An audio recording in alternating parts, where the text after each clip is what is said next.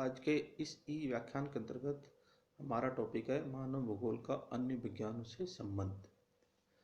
फ्रांसीसी भूगोलवेत्ता जीन ब्रूंज ने बताया कि आर्थिक एवं जनसंख्या से संबंधित विज्ञानों के साथ साथ दर्शन शास्त्र, जाति विज्ञान एवं इतिहास में भी भौगोलिक आत्मा का समावेश रहता है।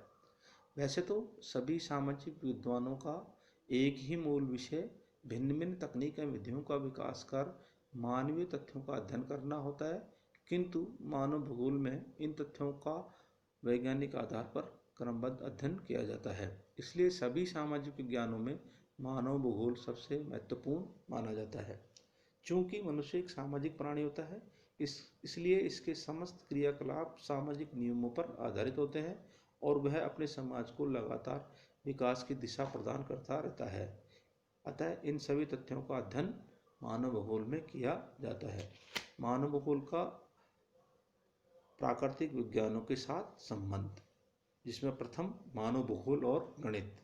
विभिन्न प्रदेशों के संसाधनों का मूल्यांकन, स्थानिक संगठन के कारकों जिसमें क्षेत्रफल, स्थिति एवं आकृति इत्यादि का विश्लेषण तथा संसाधन उपयोग की योजनाएं बनाने में गणित के विभिन्न अंगों जैसे ज्यामिति, अलजेब्रा, कैलकुलस, टाइपोलॉजी इत्यादि का प्रयोग किया जाता है।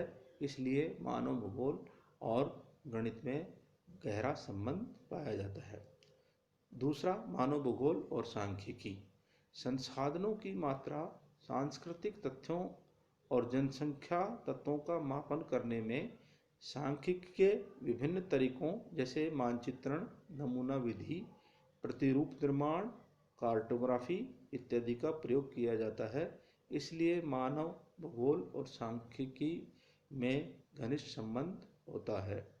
थर्ड, मानव भूगोल और भूविज्ञान। भूविज्ञान में विभिन्न भू आकृतियों एवं खनिजों का अध्ययन, जबकि मानव भूगोल में इन भू आकृतियों और खनिजों का मानव जीवन के साथ प्रत्यक्ष संबंधों का अध्ययन किया जाता है। इसलिए मानव भूगोल और भूविज्ञान में परस्पर संबंध पाया जाता है। फोर्थ, मानव भूगोल और जलवायु विज्ञान। विभिन्न क्षेत्रों में मनुष्यों के रोटी, कपड़ा, मकान, स्वास्थ्य, कृषि उपज, वनस्पति एवं अन्य जीव जंतुओं पर जलवायु के प्रभावों का अध्ययन मानव भूगोल और जलवायु विज्ञान दोनों में किया जाता है। इसलिए मानव भूगोल और जलवायु विज्ञान में परस्पर संबंध पाया जाता है। फिफ्थ, मानव भूगोल और मृदा विज्ञान।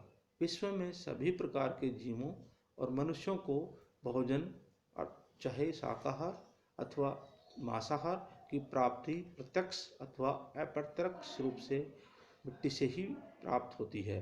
शाकाहार भोजन प्रत्यक्ष रूप से कृषि फसलों से और मांसाहार भोजन अप्रत्यक्ष रूप से पशुओं से प्राप्त होता है।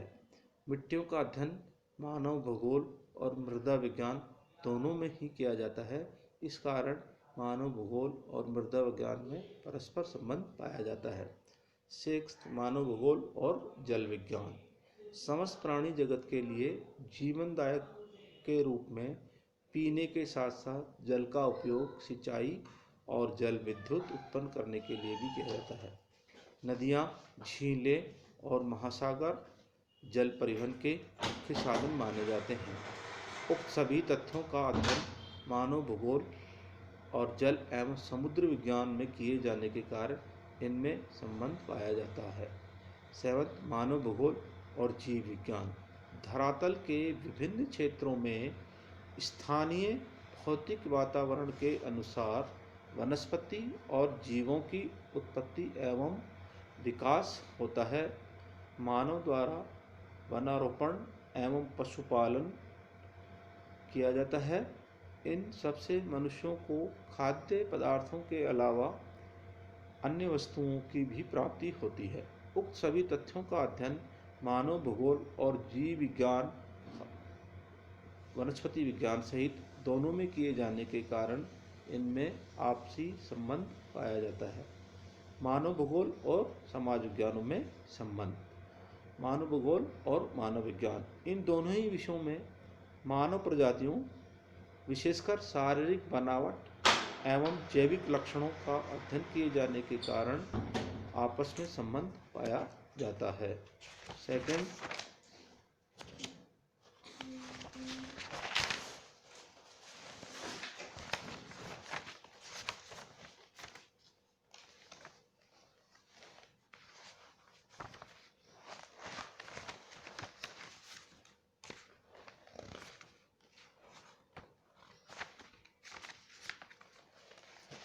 मानव भूगोल और अर्थशास्त्र।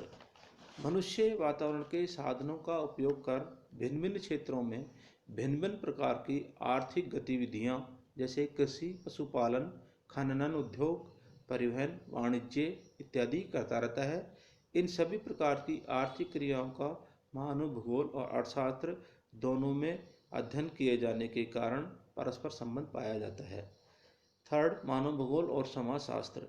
मानव समुदायों के सामाजिक संगठन, परिवार प्रणाली, रीति रिवाज, लोक नीति, सामाजिक प्रथाएं, लोक साहित्य, लोक कथाएं, धार्मिक विश्वास इत्यादि का मानव भूगोल और समाजशास्त्र दोनों में ही अध्ययन किया जाता है। इसलिए मानव भूगोल और समाजशास्त्र दोनों में घनिष्ठ संबंध पाया जाता है।